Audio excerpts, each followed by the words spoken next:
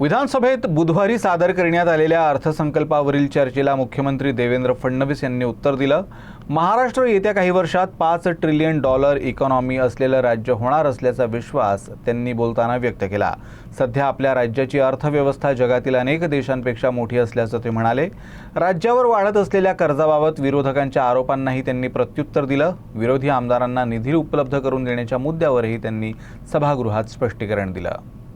Trillion dollar इकॉनॉमीमध्ये डॉलरची किंमत ही सारखी बदलत असते। स्थिर किमतीचा जर विचार केला आपण, ज्यावेळेस आपण हा प्लॅन रोल आउट केला त्यावेळेच्या स्थिर किमतीचा जर आपण विचार केला तर आपण 2029 मध्येच ट्रिलियन डॉलर इकॉनॉमी होऊ।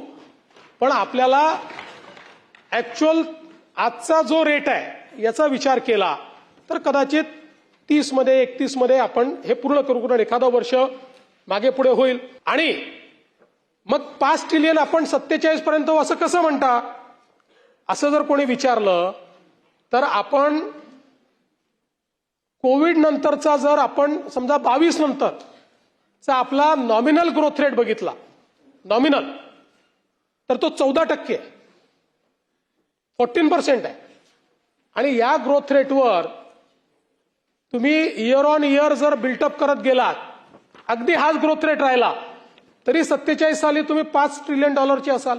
डेट जीडीपी रेशिओ मध्ये आपण जर विचार केला तर कर्ज हे आपल्या सकल उत्पन्नाशी तुलना केल्यानंतर आज या सगळ्या राज्यांमध्ये सगळ्यात चांगली वित्तीय स्थिती आपली आहे। आणि मोठ्या राज्यांमध्ये तर निश्चितपणे ते 36% पोहोचले आहेत आणि आपण आजही 18% आहोत। आपली कर्ज घेण्याची क्षमता ही अजून भरपूर आहे।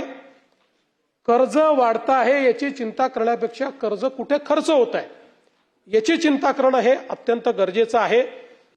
22 मध्ये तुमच्याकडे असलेला सर्वात मोठा पक्ष शिवसेना, त्यांना मिळाले 16%, काँग्रेसला मिळाले 26% आणि तेव्हाच्या राष्ट्रवादीला मिळाले 57%। आम्ही तर 137 आहोत, 137। तुम्ही किती होतात?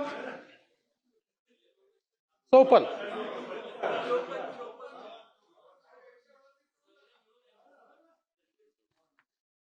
त्यामुळे मला असं वाटतं की मुळात आपल्यालाही हे माहिती आहे, असे विरोधी पक्षात आम्ही मांडतो, तुम्ही मांडता, मांडले गेलं पाहिजे।